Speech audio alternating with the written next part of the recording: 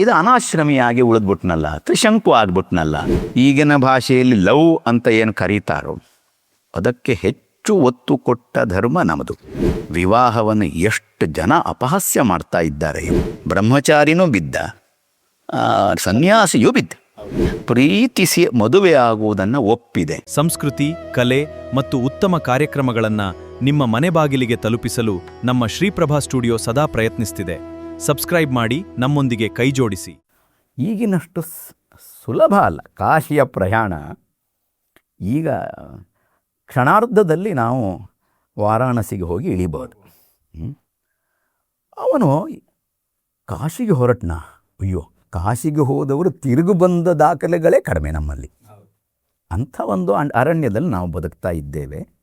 ಹಾಗಾಗಿ ಇವರು ಲಘು ಬಗೆಯಲ್ಲಿ ಎದ್ದು ಈ ವಯಸ್ಸಿಗೆ ಅವನಿಗೆ ಮದುವೆಯನ್ನು ಮಾಡಿಸ್ಬೇಕು.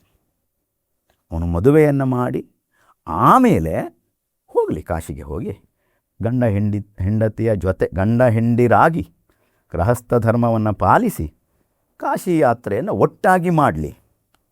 ಅನುಭವದಿಂದ ಅಲ್ಲಿ ಹೋಗಿ ಪಾಂಡಿತ್ಯವನ್ನು ಒಪ್ಪಿಸುವಂತೆ ಆಗಲಿ. ವಯಸ್ಸಿದಲ್ಲ ಅಂತ.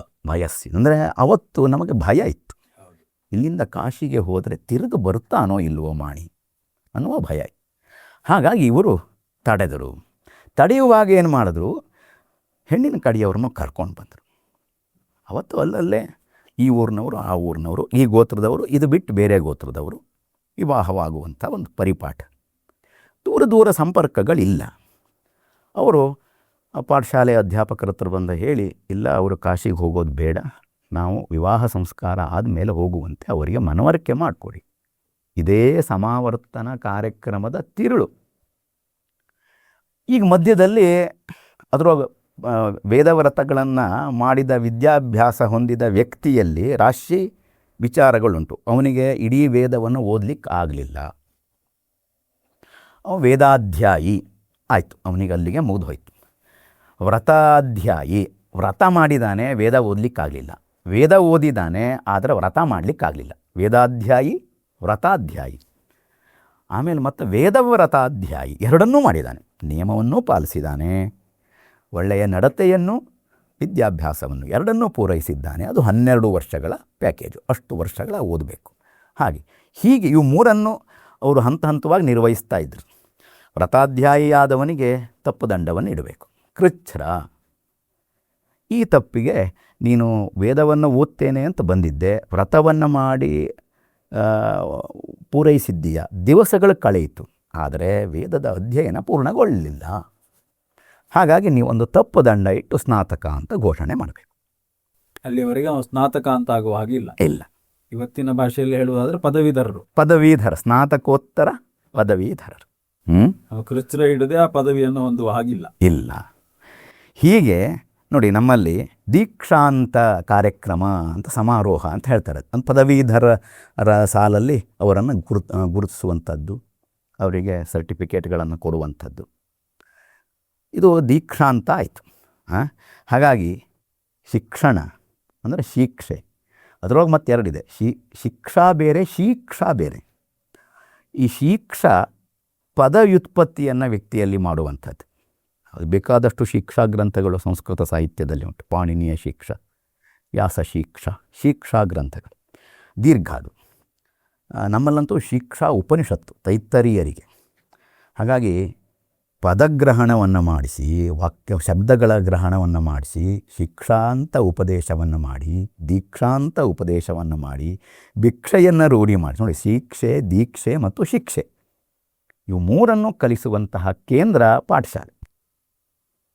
ಅದನ್ನೆಲ್ಲ ಪೂರೈಸಿ ಸ್ನಾನ ಮಾಡಿದ, ಮಿಂದೆದ್ದ, ವೇದದಿಂದ ಮಿಂದೆದ್ದ ಆ ಬಾಲಕ ಸ್ನಾತಕನಾದ. ಅದರ ನಂತರದಲ್ಲಿ ಸ್ನಾತಕನಾಗಿ ಬಹುಕಾಲ ಇರಲಿಕ್ಕಾಗೋದಿಲ್ಲ. ಯಾಕೆಂದರೆ ಅವನು ಅನಾಶ್ರಮಿ ಅಂದರೆ ಆಶ್ರಮವಿಲ್ಲದೆ ಒಂದು ಕ್ಷಣಕಾಲವೂ ಇರಬಾರದು. ಅಂದರೆ ಅವನು ಸ್ನಾತಕನಾದಲ್ಲಿಗೆ ಈ ಪೂರ್ವದ ಬ್ರಹ್ಮಚರ್ಯ ಆಶ್ರಮ ವಿಸರ್ಜನೆ ಆಯಿತು. ಅದೇ ಸ್ನಾನ. ಆ ಬ್ರಹ್ಮಚರ್ಯ ವ್ರತ ವಿಸರ್ಜನೆಯೇ ಸ್ನಾನ. ಮುಂದಿನ ಆಶ್ರಮಕ್ಕೆ ಪ್ರವೇಶ ಆಗಲಿಲ್ಲ. ಇದು ಅನಾಶ್ರಮಿಯಾಗಿ ಉಳಿದ್ಬಿಟ್ನಲ್ಲ, ತ್ರಿಶಂಕು ಆಗ್ಬಿಟ್ನಲ್ಲ. ತಕ್ಷಣ ಅವನಿಗೆ ಮದುವೆಯನ್ನು ಮಾಡಿಸ್ಬೇಕು. ಹಾಗಾಗಿ ಕಾಶಿ ಯಾತ್ರೆಯನ್ನು ತಡೆದು ಕಾಶಿ ಯಾತ್ರೆಗೆ ಹೋಗೋದು ಬೇಡ ಅನ್ನೋದನ್ನು ತಡೆಯುವುದರ ಜೊತೆಗೆ ಮದುವೆಯ ಪ್ರಸ್ತಾಪ ಪ್ರಾರಂಭ ಆಗೋಯ್ತು.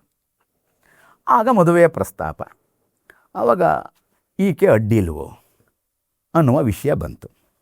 ಮದುವೆ ನಮ್ಮ ಪೂರ್ವಜರು ನಾವು ವಿಚಾರ ಮಾಡಿದರೆ, ಈಗ ನಾವು ಮದುವೆ ವಿಷಯಕ್ಕೆ ಬರೋದಾದರೆ, ಈಗಿನ ಭಾಷೆಯಲ್ಲಿ ಲವ್ ಅಂತ ಏನು ಕರೀತಾರೋ ಅದಕ್ಕೆ ಹೆಚ್ಚು ಒತ್ತು ಕೊಟ್ಟ ಧರ್ಮ ನಮ್ಮದು. ಅದನ್ನು ವಿರೋಧಿಸಲೇ ಇಲ್ಲ. ಮನಸ್ಸು ನೀನು ಯಾರಲ್ಲಿ ಇಟ್ಟಿದ್ದೀಯಾ, ಅದಕ್ಕೆ ಒಂದು ವಿವಾಹ ಪದ್ಧತಿಯನ್ನೇ ಹೇಳಿದ್ರು. ಎಷ್ಟೋ ಜನ ಅದನ್ನು ಗಾಂಧರ್ವ ವಿವಾಹ, ಅದೇ ಪ್ರೀತಿಯ ಮದುವೆ, ಅದಕ್ಕೆ ಅನುಮೋದನೆ. ನಮ್ಮ ದೇವತೆಗಳೇ ಪ್ರೀತಿಯಿಂದ ಮದುವೆ ಮಾಡಿಕೊಂಡಿದ್ದಾರಪ್ಪ, ನಮಗದು ಆದರ್ಶ. ಹಾಗಾಗಿ ಇರಿಸು ಮುರುಸು ಇಲ್ಲ ನಮಗೆ ಆ ವಿಷಯದಲ್ಲಿ. ಇಷ್ಟಕ್ಕೂ ಮದುವೆ ನಮಗೆ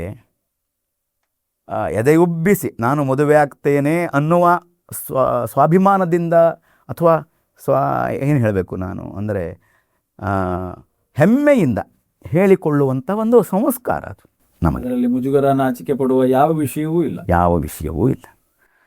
ಯಾಕೆ ಅಂದರೆ ನಮಗೆ ವಿವಾಹ ಒಂದು ಸಂಬಂಧ, ವಿವಾಹ ಒಂದು ಸಾಹಿತ್ಯ, ವಿವಾಹ ಒಂದು ಯಜ್ಞ, ವಿವಾಹ ಒಂದು ಉತ್ಸವ, ವಿವಾಹ ಒಂದು ಸಮಾರಂಭ. ಇನ್ನು ನೈಯಾಯಿಕರು ಅಂತ ನಮ್ಮ ಶಾಸ್ತ್ರಕಾರರಲ್ಲಿ ಅವರು ವಿವಾಹವನ್ನು ಚರಮ ಸಂಸ್ಕಾರ, ಅದು ಕೊನೆಯ ಸಂಸ್ಕಾರ. ಅದರೊಳಗೆ ಎರಡು ಅರ್ಥ. ಮೌಂಟ್ ಎವರೆಸ್ಟ್ ಕೊನೆಯ ಪರ್ವತ ಅಂತ ಹೇಳ್ಬೋದು, ಅದಕ್ಕಿಂತ ಎತ್ತರ ಇಲ್ಲ. ಆ ಅರ್ಥದಲ್ಲೂ ಚರಮ ಸಂಸ್ಕಾರ. ಇನ್ನೊಂದು ಅರ್ಥ, ನಿಮ್ಮ ಕಲಿಕೆ ಮುಗೀತು ಅಲ್ಲಿ. ಹಾಗಾಗಿ ನಮ್ಮಲ್ಲಿ ಶೋಭನಾಂತ ವಿದ್ಯೆ ಅಂಥೇಳಿ ಒಂದು ಮಾತಿದೆ. ಶೋಭನ ಆಯಿತು ಅಂದರೆ ಎಲ್ಲವೂ ಆಯಿತು. ಅವನಿಗೆ ಅಂದರೆ ಆ ಅರ್ಥದಲ್ಲೂ ಚರಮ, ಕೊನೆಯ ಸಂಸ್ಕಾರ. ಆದರೆ ನಿಜವಾಗಿಯೂ ನಾವು ಲಕ್ಷ್ಯ ಕೊಡಬೇಕಾದ್ದಿದೆ. ವಿವಾಹವನ್ನು ಎಷ್ಟು ಜನ ಅಪಹಾಸ್ಯ ಮಾಡ್ತಾ ಇದ್ದಾರೆ ಇವತ್ತು ನಾವು ಮಾಧ್ಯಮಗಳಲ್ಲಿ. ಇದು ನಮಗೆ ಸಂಸ್ಕಾರ, ಇದು ನಮಗೆ ವೇದ ವಿಹಿತವಾದ ಸಂಸ್ಕಾರ. ನಮ್ಮ ಪ್ರಾಚೀನರು, ನಮ್ಮ ಧಾರ್ಮಿಕರು ಅನುಷ್ಠಾನ ಮಾಡಿದ, ಬದುಕಿ ತೋರಿಸಿದ ಸಂಸ್ಕಾರ. ಇದು ವಿಚಿತ್ರ ಅಂದರೆ ಉಳಿದೆಲ್ಲ ಆಶ್ರಮಗಳಿಗೆ ಆಶ್ರಯವಾದ ಸಂಸ್ಕಾರ. ಗೃಹಸ್ಥ ಇಲ್ಲ ಅಂದರೆ ಬ್ರಹ್ಮಚಾರಿನೂ ಬಿದ್ದ, ಸನ್ಯಾಸಿಯೂ ಬಿದ್ದ. ಅಂದರೆ ಬಿದ್ದ ಅಂದರೆ ಅರ್ಥದಲ್ಲಿ ಅವ್ರಿಗೆ ಆಶ್ರಯವೇ ಇವನು. ಅದಕ್ಕೆ ಗೃಹಸ್ಥಾಶ್ರಮವೇ ಧನ್ಯ ಅನ್ನೋ ಒಂದು ಧನ್ಯ, 100ಕ್ಕೆ 100. ಹಾಗೆ ಗೃಹಸ್ಥಾಶ್ರಮವನ್ನು ಅಪಹಾಸ್ಯ ಮಾಡಬಹುದು. ಎಷ್ಟೋ ನಮ್ಮಲ್ಲಿ ಏನು ಕೇಳಿದ್ರೆ ಯಾವುದೇ ಹಾಸ್ಯಗಳಿಗೆ ನಾವು ಲಿಮಿಟೇಷನ್ನೇ ಇಲ್ಲ. ಅದಕ್ಕೆ ನಾವು ತೀರಾ ಅದ್ರ ಬಗ್ಗೆ ತಲೆ ಕೆಡಿಸ್ಕೊಳ್ಳೂ ಇಲ್ಲ. ನಮ್ಮ ಶಬ್ದಗಳನ್ನು ದುರ್ಬಳಕೆ ಮಾಡಿದ್ದು, ನಮ್ಮ ಈ ಸಂಸ್ಕಾರಗಳನ್ನು ಅಪಹಾಸ್ಯ ಮಾಡಿದ್ದು ಒಂದೇ ಎರಡೇ. ನಾವು ಅದಕ್ಕೆ ಅಷ್ಟೆಲ್ಲ ತಲೆ ಕೆಡಿಸ್ಕೊಳ್ಳಿಲ್ಲ. ಆದರೆ ಇದರಲ್ಲಿ ಸತ್ಯ ಇದೆ, ಇದರಲ್ಲಿ ವಿಜ್ಞಾನ ಇದೆ. ಈಗ ಎಲ್ಲಿವರೆಗೆ ಮುಂದುವರಿತಾ ಇದ್ದೇವೆ ನಾವು ಅಂದರೆ, ಒಂದು ಹೆಜ್ಜೆ ಮುಂದುವರೆದು ಈ ಮಾತು ಹೇಳಿದ್ರೆ ತಪ್ಪಾಗಲಿಕ್ಕಿಲ್ಲ. ವಿಜ್ಞಾನದಂತೆ ಬದುಕಿದರೆ ಸನಾತನ ಧರ್ಮದಲ್ಲಿ ಬದುಕಿದ ಹಾಗೆ. ಈ ರೀತಿಯಾಗೂ ನಾವು ವಿಚಾರ ಮಾಡಬಹುದು.